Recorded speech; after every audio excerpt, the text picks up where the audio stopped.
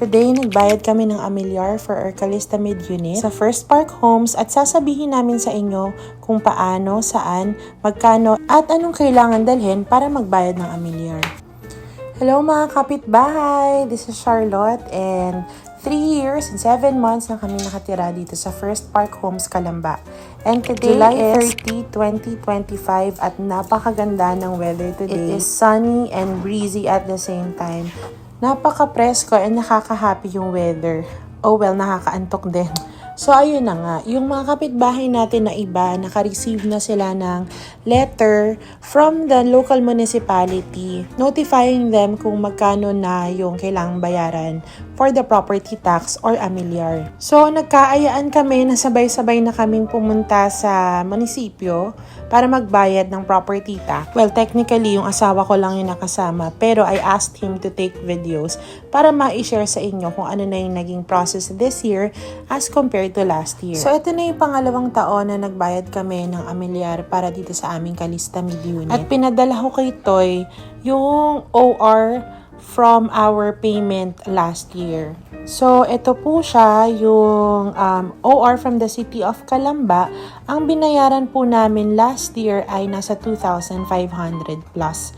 And based on records, nagbayad kami ng May 17, 2024. Kung tama ang pagkakaalala ko, may onti ng penalty that time. Pero parang around 200 pesos lang.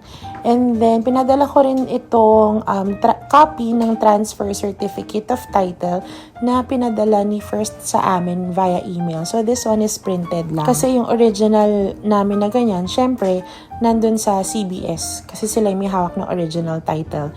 And ibibigay lang nila yon once na fully paid. So, syempre, isang sasakyan na lang ginamit para tipid-tipid. So, sinundo na siya ng mga kapitbahay natin dyan. Papunta sa munisipyo ng Calamba. If I'm not mistaken, around 9 a.m. to. Usual travel time from First to munisipyo is around 30 minutes. Pagdating nila doon, diretso silang window 15. And then kami, ang pinakita ni Toy is yung old OR na pinakita ko sa inyo kanina, reflecting our 2024 payment ng property tax. Tapos lumipat siya sa kabilang window para magbayad nung actual na Amilyar. Tapos, ito yung total na binayaran niya, 2,683 for our Calista Mid na 44 square meters. So, tinanong ko rin kung gaano katagal sila nag-antay. So, dun sa first window, wala pa daw 1 minute kasi pagkabigay niya ng OR, sinearch lang daw yung record tapos pinrint na agad. And then, pinaproceed na siya agad dun sa window 14. Nung nilipat na siya ng window 14, meron lang isang taong inasikaso. So, nag-antay lang siya ng about almost 2 minutes. Pero yung actual transaction ng pagbigay niya ng papel and payment only took less than 1 minute. Seconds lang daw. Ang niya nga niya, mas dihamak na mas matagal pa yung binyahe nila kesa yung proseso ng pagbabayad ng Amilyar. Ayun lang mga kapitbahay, hindi ko lang sure kung ganito rin kabilis ang process dun sa ibang lugar. Pero sa mga kapwa namin kapitbahay dito sa Calamba, good news kasi ang bilis lang magbayad ng ating property tax. Alam ko magtatanong po yung iba, how about kami na wala pa kaming copy na na-receive from First na transfer certificate of title? Paano kami magbabayad ng Amilyar?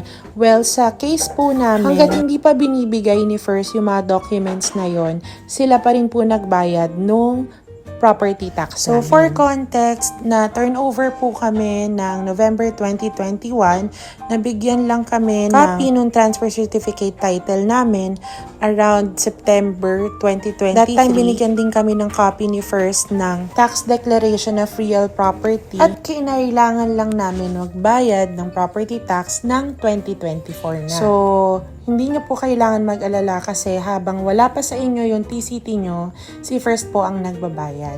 May mga instances din po na may nagtanong sa akin about payment ng tax kasi hinihingi daw nung bangko yung proof of payment nila. Pero wala pa sila nung mga documents from First. Ang alam ko po, yung email na yun ng mga banks ay generic.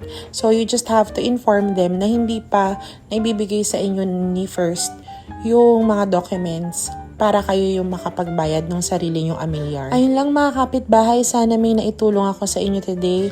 Salamat sa panonood and see you on our next one!